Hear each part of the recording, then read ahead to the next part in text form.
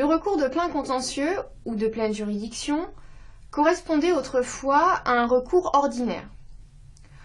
En effet, contrairement au REP, qui constitue un recours original, compte tenu de la faiblesse des pouvoirs du juge à l'égard de l'acte attaqué, le recours de plein contentieux apparaît comme un recours plus banal, dans lequel le juge dispose de l'intégralité des pouvoirs juridictionnels. Nous commencerons par une définition, puis nous envisagerons l'importante diversité du recours de plein contentieux. Premier paragraphe, définition. Le recours de pleine juridiction se définit par les pouvoirs du juge. Il doit sa dénomination au fait que le juge qui en est saisi détient des pouvoirs qui lui permettent d'aller au-delà de l'annulation de l'acte qui lui est déféré. Le juge de plein contentieux peut ainsi annuler l'acte, mais il peut aussi le réformer, lui substituer sa propre décision ou encore condamner l'administration. Bref, le juge administratif dispose d'une plénitude juridictionnelle. Si dans le recours de pleine juridiction, le juge détient des pouvoirs étendus, c'est parce qu'il est saisi d'une situation individuelle, à propos de laquelle le requérant entend faire reconnaître un droit subjectif. Les hypothèses sont très nombreuses. Reconnaissance d'un droit à réparation, reconnaissance d'un droit à l'exécution du contrat, reconnaissance d'un droit à une décharge d'impôt, ou encore reconnaissance d'un droit à une autorisation. Ainsi, le recours de pleine juridiction ne porte jamais sur des actes réglementaires, mais toujours sur des décisions individuelles. Le juge étant chargé alors de rétablir la situation juridique à laquelle a droit le requérant. Par conséquent, alors même que le recours poserait une question de légalité, le juge de plein contentieux ne doit pas se borner à apprécier la légalité de l'acte individuel qui lui est déféré, mais il doit se prononcer lui-même sur les droits du requérant. Cette mission implique que le juge doit, cette fois-ci, contrairement au REP, se prononcer au regard des circonstances de fait ou de droit qui prévalent à la date où il statue. Ainsi, le juge doit prendre en compte les changements survenus postérieurement à la prise de décision par l'administration. Mais ce principe n'est pas d'application absolue. Certains domaines, tels que le contentieux fiscal, échappent à cette règle, ce qui montre déjà la diversité du recours de pleine juridiction, sur laquelle nous reviendrons dans quelques instants. Par ailleurs, l'aspect individuel du recours de pleine juridiction implique que la décision rendue par le juge n'est en principe dotée que de l'autorité relative de choses jugées. Cela signifie qu'elle ne s'impose qu'aux parties. Enfin, le recours de pleine juridiction n'est pas un recours d'ordre public, si bien que l'administré peut en principe y renoncer. S'il décide de se désister du recours qu'il a intenté et que le défendeur accepte ce désistement, le requérant ne peut plus revenir sur sa décision. C'est très commun de l'ensemble des recours de plein contentieux, ne doit toutefois pas occulter l'extrême diversité de ces recours. Donc, deuxième paragraphe, la diversité des recours de pleine juridiction. Les recours de pleine juridiction sont classiquement divisés en deux catégories, les recours objectifs et les recours subjectifs, que nous envisageons successivement. Grand A, les recours objectifs de pleine juridiction. Comme le REP, les recours objectifs de pleine juridiction sont des contentieux de la légalité. Ils posent au juge saisi une question de conformité d'un acte administratif aux normes supérieures. Ce qui les distingue du REP, ce sont les pouvoirs du juge qui vont au-delà de l'annulation de l'acte. On y trouve, par exemple, le contentieux électoral. Lorsque les administrés contestent des élections relevant de la compétence du juge administratif, Celui-ci est chargé de se prononcer sur la régularité du scrutin au regard des règles de droit. En cas d'irrégularité, le juge dispose du pouvoir de rectifier les résultats. On trouve également, dans ce contentieux objectif de pleine juridiction, le contentieux fiscal. Le juge administratif est saisi d'un acte d'imposition et il doit vérifier sa conformité par rapport à la légalité fiscale. En cas d'illégalité, il a un pouvoir de substitution qui lui permet par exemple de fixer lui-même le montant de l'impôt.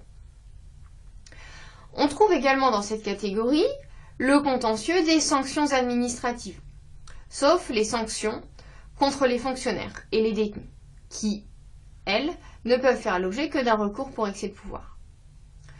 Autre exemple de contentieux objectif de pleine juridiction, le contentieux de diverses polices administratives spéciales. C'est le cas du contentieux des édifices menaçant ruine. C'est le cas aussi du contentieux des installations classées. Quelques mots sur cet exemple. Constitue une installation classée un équipement qui présente un danger pour la santé, la sécurité ou l'environnement. Sa création est soumise à autorisation administrative. Les décisions préfectorales qui refusent l'autorisation ou qui autorisent l'installation avec certaines prescriptions peuvent faire l'objet d'un recours de pleine juridiction. Le juge y dispose en principe d'un pouvoir de substitution qui lui permet d'accorder l'autorisation en cas d'illégalité du refus. Mais en pratique, le juge de plein contentieux n'utilise pas toujours cette prérogative et préfère parfois renvoyer le dossier au préfet. Plus largement aujourd'hui, c'est le contentieux des autorisations environnementales, créé par l'ordonnance du 26 janvier 2017, qui relève du contentieux de pleine juridiction. À côté de ces 4 exemples principaux, il existe de nombreux autres exemples plus limités de recours objectifs de pleine juridiction. C'est le cas pour le contentieux des pensions civiles et militaires de retraite. C'est le cas également du contentieux de la tarification sanitaire, qui, pour rappel, relève de la compétence d'une juridiction administrative spécialisée. Cet exemple montre ainsi que les recours que nous étudions ne sont pas propres aux juridictions de droit commun.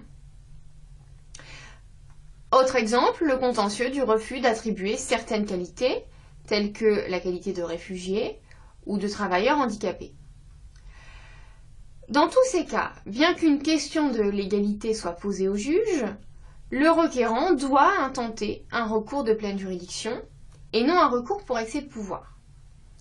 En d'autres termes, à l'égard de l'ensemble des actes précités, le REP n'est pas ouvert, seul le recours de plein contentieux l'est. Une question émerge alors. En présence d'un acte administratif, comment savoir si celui-ci relève du contentieux de l'excès de pouvoir ou du contentieux de pleine juridiction? Le principe est que le recours ouvert contre un acte administratif est un recours pour excès de pouvoir, à moins qu'un texte ou une jurisprudence ait prévu l'existence d'un recours de pleine juridiction. Ainsi, il existe des recours qui relèvent du plein contentieux par détermination de la loi ou du règlement. On peut citer par exemple l'article L. 514-6 du Code de l'environnement, qui prévoit que les décisions prises à propos des installations classées, précitées, sont soumises à un contentieux de pleine juridiction. De nombreux textes ont également prévu un recours de pleine juridiction contre les sanctions de certaines autorités administratives indépendantes. Exemple, l'article L. 232-24 du Code du sport concernant les sanctions prises par l'Agence française de lutte contre le dopage. Lorsque la loi n'a rien précisé, c'est le Conseil d'État qui peut décider que tel acte administratif relève du contentieux de pleine juridiction et non du recours pour excès de pouvoir. Exemple d'un arrêt du Conseil d'État du 8 janvier 1982, l'arrêt Aldana Barrena concernant les décisions relatives à la qualité de réfugié. Autre exemple, arrêt du Conseil d'État du 4 novembre 1994, l'arrêt Abderrahmane, concernant le contentieux de la reconnaissance de la qualité de travailleur handicapé. Il n'y a pas véritablement de critères qui expliquent ces jurisprudences. C'est le contexte et le domaine des décisions en cause qui incitent le Conseil d'État à permettre au juge de disposer des plus larges pouvoirs lorsqu'il doit se prononcer sur ces décisions. Grand B, les recours subjectifs de pleine juridiction. Ces recours subjectifs de pleine juridiction soumettent au juge administratif la question de l'existence et de l'étendue d'un droit subjectif. Ils recouvrent principalement les recours exercés dans le contentieux contractuel et dans le contentieux de la responsabilité administrative. Le contentieux de la responsabilité administrative est le plus abondant. Il a pour objet de reconnaître l'existence d'un droit à réparation au profit du requérant, après avoir vérifié que l'administration a causé un dommage à ce dernier. Si tel est le cas, le juge se prononce sur l'étendue du préjudice et condamne l'administration à lui verser des dommages et intérêts correspondants. En matière contractuelle, le champ du recours de pleine juridiction a été fortement étendu ces dernières années. Initialement, ce recours n'était ouvert qu'aux parties au contrat, les tiers ne pouvant qu'intenter un recours pour excès de pouvoir contre les actes détachables. Cependant, plusieurs jurisprudences sont venues redessiner le contentieux contractuel. D'abord, s'agissant des parties, les pouvoirs du juge de plein contentieux ont été enrichis, tant concernant les recours relatifs à la validité du contrat que ceux relatifs à l'exécution du contrat. Il s'agit ici des arrêts Commune de Béziers, le premier du 28 décembre 2009 et le second du 21 mars 2011. Par exemple, en vertu de ces jurisprudences, en cas de contestation de la validité d'un contrat, le juge peut prononcer la résiliation du contrat, il peut l'annuler ou même modifier certaines de ses clauses. En cas de recours de pleine juridiction contre une décision de résiliation, donc on est ici au stade de l'exécution, le juge peut désormais ordonner la reprise des relations contractuelles. S'agissant ensuite des tiers intéressés, ceux-ci se sont vus reconnaître la possibilité d'intenter un recours de pleine juridiction pour contester la validité du contrat. L'arrêt de principe étant celui du 4 avril 2014, département de Tarn-et-Garonne. Ce nouveau recours a eu pour effet de supprimer le recours pour excès de pouvoir contre les actes détachables qui avait été ouvert au début du XXe siècle.